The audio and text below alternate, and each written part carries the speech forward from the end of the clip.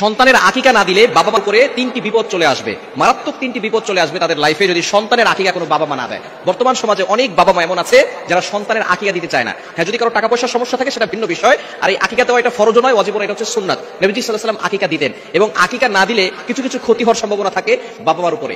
এক নাম্বার হচ্ছে, সন্তানের যদি আকিকা না দেওয়া হয় তাহলে যে ক্ষতি হবে সেটা হচ্ছে সন্তান বড় হয়ে বিপদে পড়ে যাবে, বারবার তার উপরে বিপদ আসতে পারে। এখন সন্তানের বিপদ আসা মানে তো বাবা মার উপরে বিপদ চলে আসা। এজন্য সন্তানের আকিকা অবশ্যই দেওয়া দরকার। যদি তাদের অ্যাবিলিটি থাকে, সামর্থ্য থাকে, তাহলে আকিকা দিবেন। আকিকা কিভাবে দিবেন?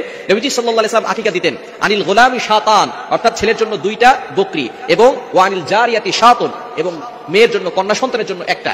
এখন এখানে ছেলের জন্য 2টা কেন আর মেয়ের জন্য 1টা কেন?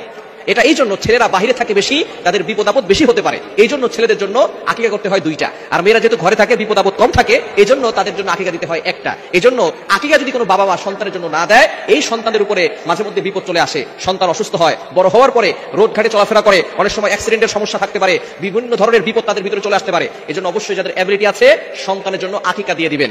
আকিকা 7ম দিনে করা সুন্নাত। যেদিন সন্তান জন্মগ্রহণ করবেন 7ম দিনে আকিকা দিবেন, এবং মাথা মুন্ডন করে সেই মাথার চুলগুলো ওজন করে আপনি কিছু রূপার মূল্য দান করে দিবেন, এবং আপনি তার সুন্দর একটা ইসলামিক নাম রাখবেন, তাকে ধর্মীয় শিক্ষা দিবেন, কোরআনের শিক্ষা দিবেন। অর্থাৎ 7ম দিনেই তার জন্য আকিকা দিতে হবে, এটা হচ্ছে সুন্নাত। যদি 7ম দিনে না দিতে পারেন তাহলে 14তম দিনে দিবেন। যদি সেই দিন আপনি না দিতে পারেন তাহলে 21তম দিনে দিবেন। যদি 21তম দিনে না দিতে পারেন, এই পর্যন্ত সুন্নত, বাকি পরের দিন দেওয়া জায়েজ আছে, যে কোনো সময় আপনি দিতে পারেন। তবে সুন্নাহ নিয়ম হচ্ছে আপনি 7 নম্বর দিনে অথবা 14 নম্বর দিনে অথবা 21 নম্বর দিনে আপনি সন্তানের জন্য আকিকা করবেন। ছেলের জন্য 2টা বকরি এবং মেয়ের জন্য 1টা বকরি আকিকা করবেন। 1 নাম্বার বাবা মার জন্য যে বিপদ হবে সেটা হচ্ছে সন্তানের উপর থেকে কোনো বিপদ আপদ কাটবে না। 2 নাম্বার, কোনো বাবা মা যদি সন্তানের আকিকা না দেয় তাহলে সেই বাবা মা পরবর্তী সময় সন্তান যখন বড় হবে, সন্তান পিতামাতার দায়িত্ব পালন করবে না।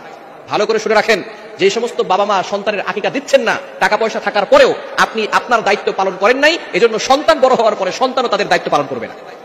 সন্তান পিতামাতার বাধ্য হবে না, সন্তান পিতামাতার কথা শুনবে না। অনেকে আমাদের কাছে ফোন দিয়ে বলে, হুজুর আমার সন্তান আমার কথা শুনে না, আমার ছেলে আমার কথা শুনে না, আমার মেয়ে আমার কথা শুনে না। সন্তান জন্মগ্রহণ করার পরে আপনি তার আকিকা দেন নাই, তার দায়িত্ব পালন করেন নাই, এজন্য সন্তান বড় হয়েও আপনাদের দায়িত্ব পালন করছে না। এজন্য অবশ্যই 2য় নাম্বার বিপদ হচ্ছে সন্তান পিতামাতার বাধ্য হবে না। এবং 3 নাম্বার সেটা হচ্ছে সন্তান পিতামাতার ব্যাপারে কিয়ামতের ময়দানে শাফায়াত করবে না। অর্থাৎ তারা বলবে যে আমার বাবা মা আমাদের জন্য আকিকা করেন নাই, সুতরাং আমরা আমাদের বাবা মার ব্যাপারে শাফায়াত করব না। এজন্য এই বিষয়ে সতর্ক থাকতে হবে।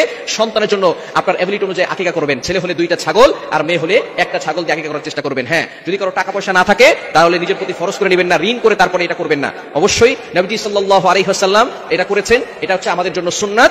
যদি যাদের এবিলিটি আছে তারা অবশ্যই করবেন, এটা ছেড়ে দিবেন না, অবশ্যই আমলটি করবেন। অনেকেই আছে সন্তান বড় হয়ে গেছে, সন্তান বৃদ্ধ হয়ে গেছে, তারপরে বাবা মা আকিকা করে না। অবশ্য তাদের টাকা পয়সা আছে, কিন্তু সন্তানের জন্য আকিকা করে না। এজন্য আকিকা করবেন, এটা হচ্ছে একটা ইবাদত, নবী সাল্লাল্লাহু আলাইহি ওয়াসাল্লামের সুন্নাত, আমাদের জন্য এটা একটি সুন্নাত। সন্তানের জন্য আপনি খুশি হয়ে কিছু একটা জান কোরবান করে আল্লাহকে খুশি